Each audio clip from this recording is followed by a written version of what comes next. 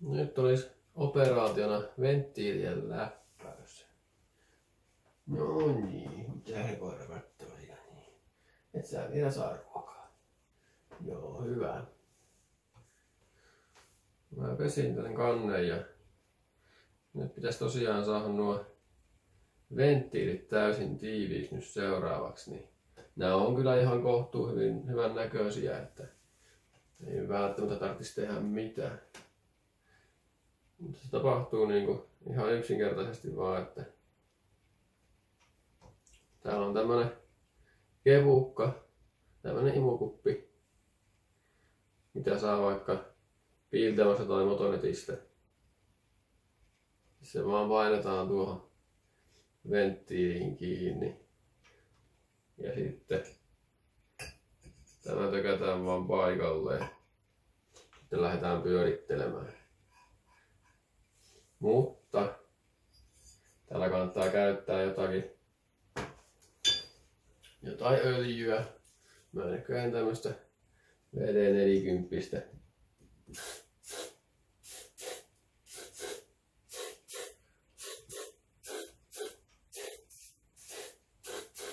Muuten nuo venttiiliohjurit kuluu turhaan. Ja niitä ei tosiaankaan kannata olla väliä. Niin missään tapauksessa.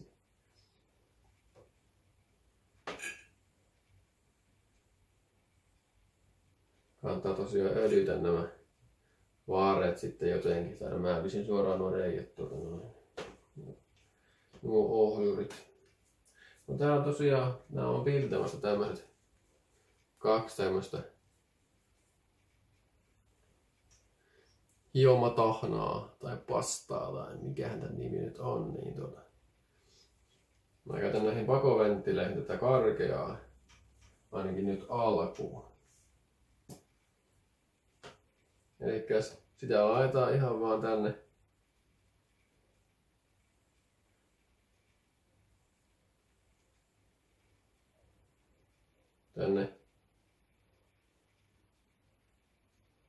seetipinnalle.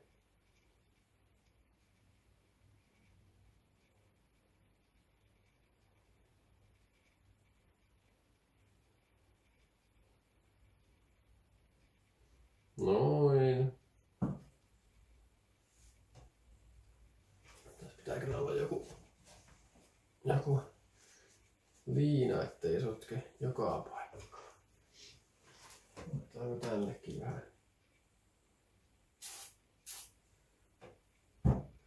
vähän liukastetta. Niin.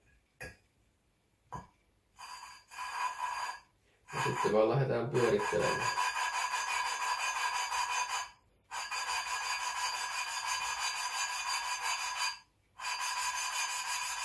Ja näiden tämä ääni tosiaan muuttuu. Näin tekee, niin sen kyllä kuulee helposti, miten alkaa olla valmista.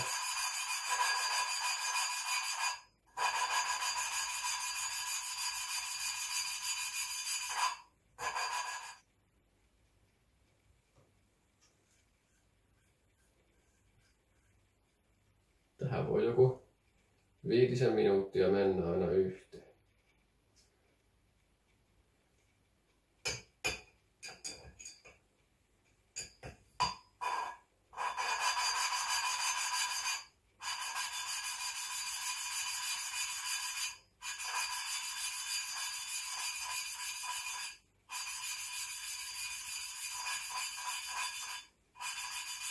Sitä kannattaa niin hieman painaa koko ajan. Että se tosiaan se aajasta hioo sitä pintaa pikkasen. Ei mene ihan niin kauan tähän hommaan.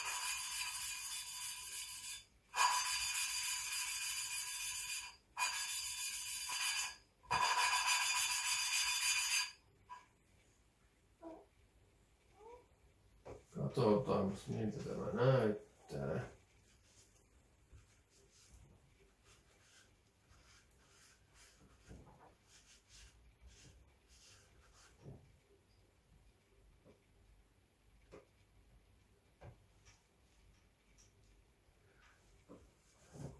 Ei ihan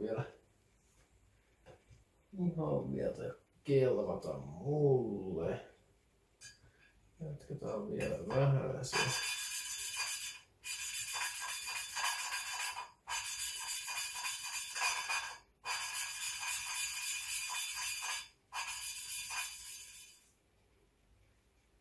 Sitten mä vetäisin tällä hienommalla aineella vielä pikkasen.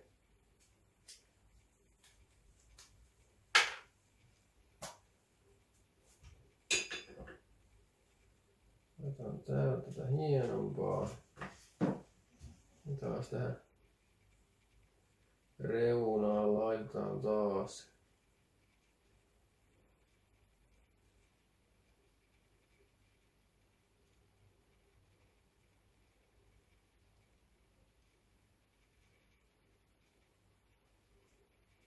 Näin.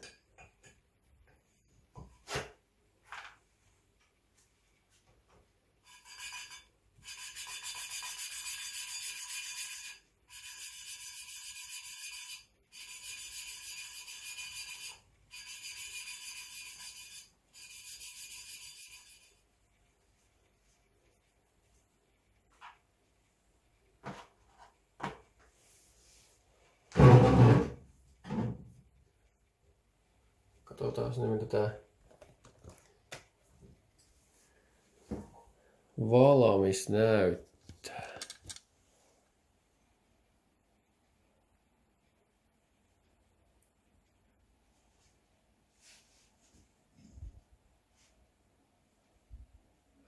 Tuossa on tuo yksi nyt tehty. Se on vähän tommonen eri värinen kuin muut.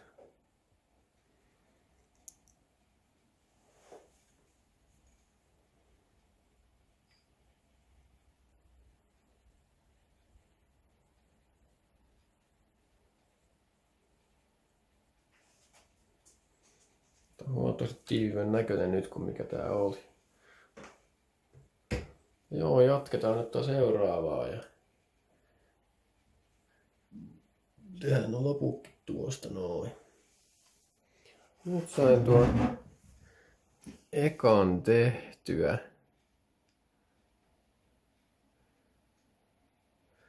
Ja kun katsoo näitä näin, niin onhan näissä melkoisia epätasaisuuksia. Kun vertaa tähän valmiiseen. Niin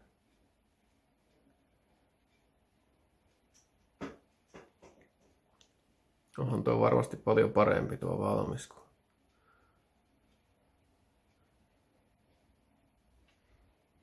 Tää paljon pitävämpi. Tuo. On se nyt istukka vai mikä ton nimi onkaan?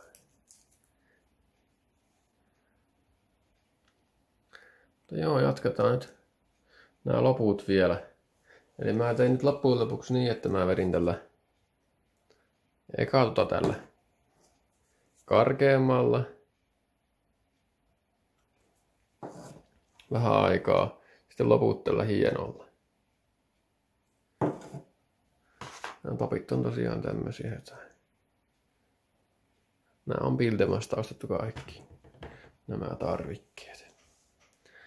Mutta joo, jatketaan nyt tästä eteenpäin. Mulla meni kahteen noihin. Näihin meni varttia aikaa. Sitten kun imukuppi ei pidä enää, niin sitten vaan suihkastaan spray cleaneriä. Kaikki osia. Vähän pyyhkästään. Niin sitten homma taas jatkuu.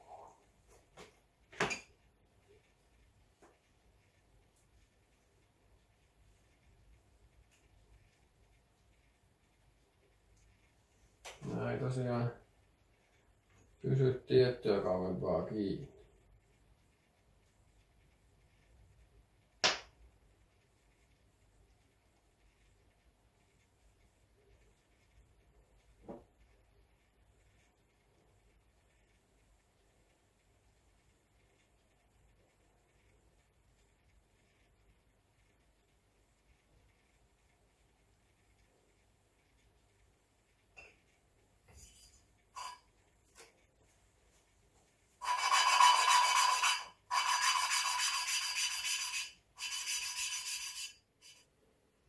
Viimeistä viiteen.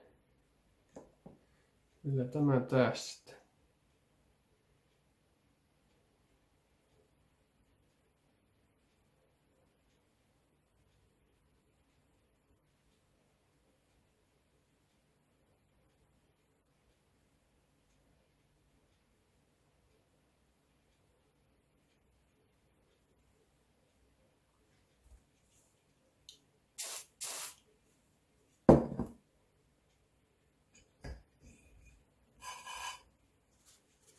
Eli eka taas karkealla.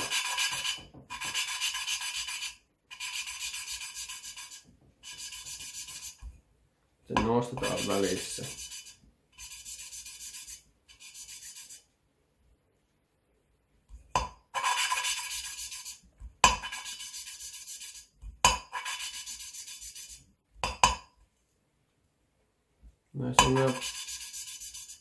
Tässä on kyllä nämä pakoventtiilit huomattavasti huonommassa kunnossa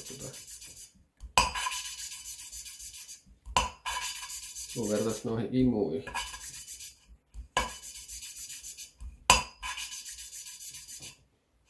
En tiedä onko se normaalia vai.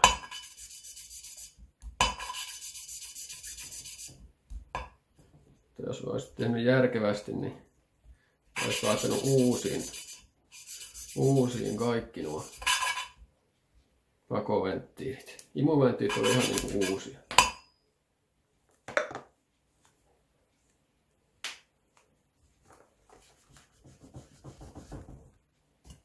Alkaa olla pito vähän heikko tässä imukupissa. Tarvitetaanpas tilanne.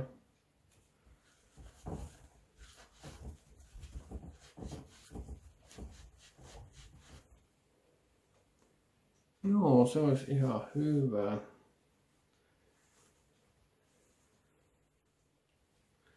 Sitten laitetaan vaan tätä hienompaa tahnaa tänne.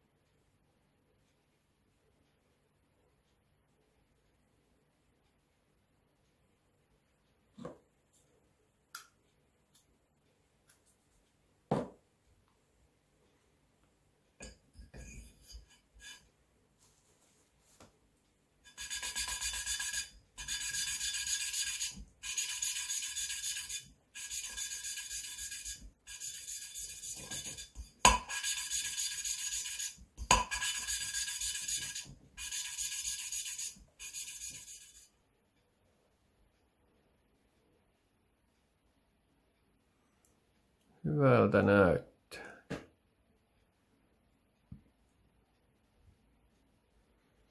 Siinä meni tunti 20 minuuttia näihin näköjään.